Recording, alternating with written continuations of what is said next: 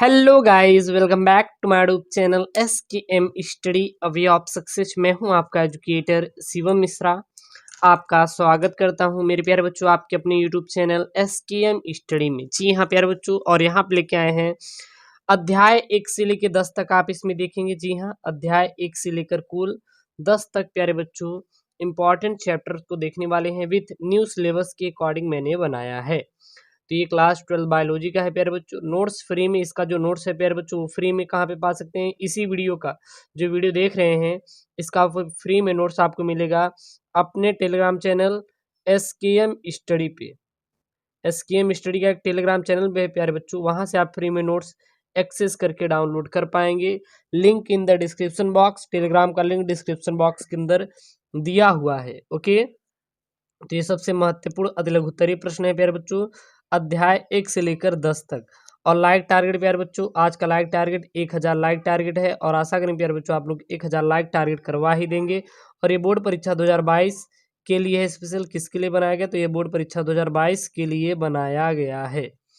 ठीक है, और ये आपके प्यारे बच्चों बार बार आपके बोर्ड परीक्षा में आने वाले अतिलघुत्तरीय प्रश्न है। सबसे यहाँ पे पहला प्रश्न आपको डिस्कशन करना चाहेंगे, क्या है, आभासी फलों के 2 उदाहरण लिखिए। यहाँ पे क्या पूछा है, आभासी फल। कभी कभी प्यारे बच्चों आपको आभासी फल ना दे देकर यहाँ पे दे देगा कि चलिए बताइए मिथ्या फल।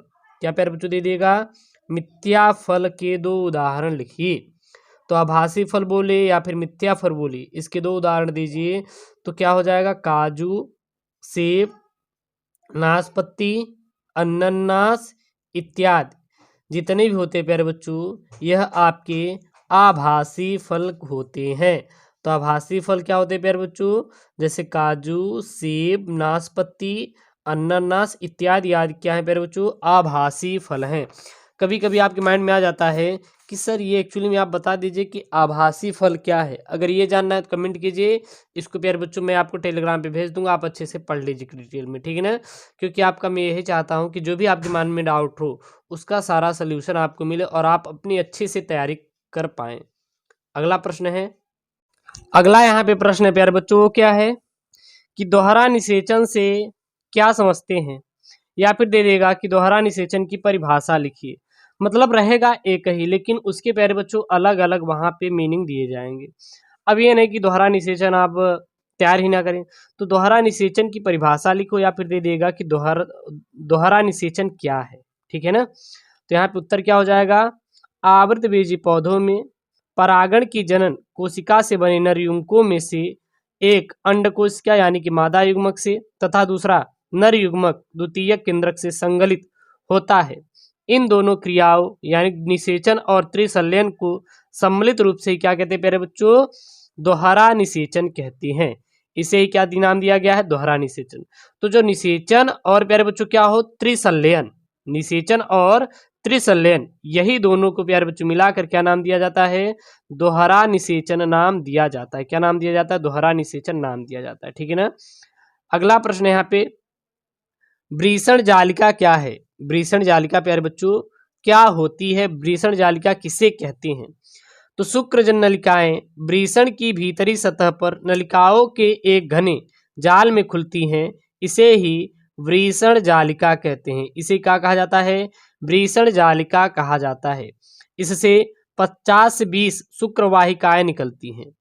तो वृषण जालिका क्या होती है, शुक्रजन नलिकाएं वृषण की भीतरी सतह पर नलिकाओं के एक घने जाल में खुलती हैं और इसे वृषण जालिका कहते हैं। इससे 50 से 20 शुक्रवाहिकाएं निकलती हैं और इसे ही प्यारे बच्चों हम लोग क्या कहते हैं, वृषण जालिका कहते हैं। तो वृषण जालिका अगर दे देगा तो क्या बोलेंगे आप लोग, सीधा बता देंगे कि शुक्रजन नलिकाएं वृषण की भीतरी सतह पर नलिकाओं के एक घने जाल में खुलती हैं, जिसे हम लोग वृषण जालिका कहते हैं। अब आपके ऑब्जेक्टिव में यही से बन जाएगा कि वृषण जालिका से प्यारे बच्चों कितने तक शुक्रवाहिकाएं निकलती हैं, तो 50 से 20 शुक्रवाहिकाएं निकलती हैं। क्लियर है ना। चलिए अगला प्रश्न है यहाँ पे, प्रश्न क्या है कि आवर्त चक्र क्या है। जी हाँ, मेंस्ट्रुअल साइकिल क्या होता है, आवर्त चक्र किसे कहती हैं। तो स्त्री के जनन पथ प्रमुखतः गर्भाशय तथा फैलोपियन नलिका, प्राथमिक जनन अंग, अंडाशय तथा हार्मोन्स स्तर में होने वाले चक्रीय परिवर्तन को ही हम लोग क्या कहते हैं, माहवारी अर्थात आवर्त चक्र कहा जाता है। क्या कहते हैं, इसे आवर्त चक्र कहते हैं। अगला प्यारे बच्चों है वैक्सेक्टॉमी। क्या है, कभी कभी एक ध्यान देना कि ट्यूबेक्टॉमी क्या है, ट्यूबेक्टॉमी क्या है, या फिर ट्यूबेक्टॉमी से आप क्या समझते हैं। तो ट्यूबेक्टॉमी प्यारे बच्चों हमेशा और हमेशा स्त्री में होता है। स्त्री की जो जनन पथ होती है उसको अगर प्यारे बच्चों बंद किया जाता है तो उसे ट्यूबेक्टॉमी कहते हैं। और वैक्सेक्टॉमी प्यारे बच्चों पुरुषों से संबंधित होता है। तो आपके रहेगा कि निम्नलिखित में से ट्यूबेक्टॉमी संबंधित होता है या फिर स्त्रियों से संबंधित होता है। ट्यूबेक्टॉमी, वैक्सेक्टॉमी, एमटीपी ऐसे रहता है। तो आप सीधा बता देना कि ट्यूबेक्टॉमी, वैक्सेक्टॉमी पुरुषों से संबंधित होता है, ट्यूबेक्टॉमी स्त्रियों से यानी महिलाओं से संबंधित होता है। तो वैक्सेक्टॉमी क्या है, पुरुषों में शल्य क्रिया द्वारा शुक्रवाहिनियों को काटकर बांध देने की क्रिया वैक्सेक्टॉमी कहलाती है। पुरुषों में शल्य क्रिया द्वारा शुक्रवाहिनियों को काटकर बांध देने की क्रिया को क्या कहते हैं, वैक्सेक्टॉमी कहा जाता है। इसे ही प्यारे बच्चों हम लोग क्या कहते हैं, वैक्सेक्टॉमी कहते हैं। यह एक अस्थायी गर्भ निरोधक युक्ति है। यह क्या है प्यारे बच्चों, एक अस्थायी, अस्थायी नहीं स्थायी गर्भ निरोधक युक्ति है, यानी कि कभी भी तब आप बाप नहीं बन सकते। ठीक है ना। तो क्या होता है प्यारे बच्चों, यह अस्थायी गर्भ निरोधक एक युक्ति है। क्या है, वैक्सेक्टॉमी। क्लियर है। अगला प्रश्न है यहाँ पे उल्बवेधन। उल्बवेधन जांच क्या है, उल्बवेधन जांच क्या होता है, किसे कहते हैं उल्बवेधन जांच। तो उल्बवेधन के द्वारा भ्रूण के लिए उल्बवेधन के द्वारा भ्रूण के लिंग का परीक्षण तथा अनुवांशिक विकारों का अध्ययन किया जाता है, उसे प्यारे बच्चों उल्बवेधन जांच कहते हैं। तो उल्बवेधन जांच क्या होता है, जिसमें भ्रूण के लिंग, जो भ्रूण होता है, जो बेबी होता है, बच्चा होता है, उसके लिंग का परीक्षण तथा अनुवांशिक विकारों का अध्ययन किया जाता है, उसे प्यारे बच्चों हम लोग क्या कहते हैं, उल्बवेधन कहते हैं। उसे क्या कहते हैं, उल्बवेधन कहते हैं। अगला यहाँ पे प्रश्न है, प्रश्न क्या है, टेस्ट क्रॉस या परीक्षण संकरण से क्या तात्पर्य है। टेस्ट क्रॉस या परीक्षण संकरण से क्या तात्पर्य है। टेस्ट क्रॉस किसे कहते हैं या फिर परीक्षण संकरण किसे कहा जाता है। तो जब किसी प्रभावी फिनोटाइप वाले जीव का जीनोटाइप ज्ञात करने के लिए उनका संकरण शुद्ध अप्रभावी जनक से कराया जाता है तो इसे ही टेस्ट क्रॉस कहते हैं। तो इसे क्या कहा जाता है, टेस्ट क्रॉस कहा जाता है। तो टेस्ट क्रॉस किसे कहते हैं, जब किसी प्रभावी फिनोटाइप वाले जीव का जीनोटाइप ज्ञात करने के लिए उनका संकरण शुद्ध अप्रभावी जनक से कराया जाता है तो उसे ही प्यारे बच्चों क्या कहते हैं, टेस्ट क्रॉस कहा जाता है। इसे क्या कहते हैं, टेस्ट क्रॉस कहते हैं। अगला यहाँ पे प्रश्न है, प्रश्न क्या है, ओकाजाकी टुकड़े क्या है। ओकाजाकी टुकड़े क्या है या फिर ओकाजाकी टुकड़ों से आप क्या समझते हैं। तो डीएनए प्रतिकृतिकरण के समय डीएनए का पश्चगामी स्टैंड डीएनए अणु के छोटे छोटे टुकड़ों के जुड़ने से बनता है। इन टुकड़ों को ही ओकाजाकी टुकड़े कहते हैं। इन्हीं टुकड़ों के क्या कहते हैं प्यारे बच्चों, ओकाजाकी टुकड़े कहा जाता है।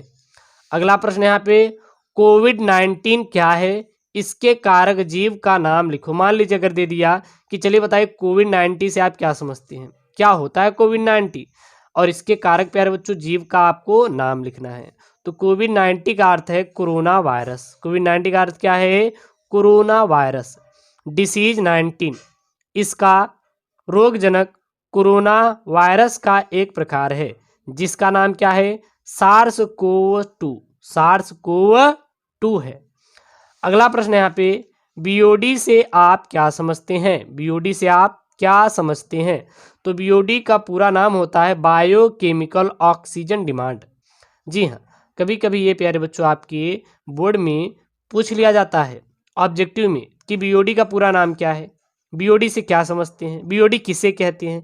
तो सबसे पहले इसका हम लोग पूरा नाम देखेंगे। क्या नाम देखेंगे, बीओडी का पूरा नाम क्या होता है। तो बीओडी का पूरा नाम बायोकेमिकल ऑक्सीजन डिमांड होता है। बीओडी का पूरा नाम क्या होता है, बायोकेमिकल ऑक्सीजन डिमांड होता है। यह जल के एक नमूने में सूक्ष्मजीवियों द्वारा ऑक्सीजन के उद्ग्रहण की दर को मापने की क्या है, एक विधि है। यह जल के एक नमूने में सूक्ष्मजीवों द्वारा ऑक्सीजन के उद्ग्रहण की दर को मापने क्या है, एक विधि है। इससे जल की शुद्धता ज्ञात की जाती है। इससे क्या ज्ञात की जाती है प्यारे बच्चों, जल की शुद्धता होती है वह प्यारे बच्चों बीओडी से ही ज्ञात किया जाता है। ये सारी चीज़ें प्यारे बच्चों बहुत ही आपके बोर्ड के लिए इंपॉर्टेंट है, इसलिए इन सारी बातों को आपको अच्छे से ध्यान रखना है। अधिक बीओडी जल के प्रदूषित होने का सूचक है। अगर बीओडी की मात्रा प्यारे बच्चों ज़्यादा होती है तो समझ लीजिए जो जल क्या है आपका, वो प्रदूषित है। जल क्या है, प्रदूषित है। तो अधिक बीओडी, अगर बीओडी जो है बायोकेमिकल डिमांड ज़्यादा है, बायोकेमिकल ऑक्सीजन डिमांड अगर ज़्यादा है तो जल क्या है प्यारे बच्चों, सबसे अधिक क्या है, प्रदूषित है। अगर जो उसका रेंज है अगर वो बराबर है तो वो मान लीजिए सही है, अगर ज़्यादा है तो क्या वो प्रदूषित है। ठीक है ना। तो ये प्यारे बच्चों केमिस्ट्री बायोलॉजी का अध्याय 1 से लेकर 10 तक सभी इंपॉर्टेंट प्रश्नों को मैंने यहाँ पे जोड़ा है अति लघु उत्तरी। और ऐसी वीडियो चाहे तो चैनल को जरूर सब्सक्राइब करिए। ओके दोस्तों, थैंक यू, जय हिंद।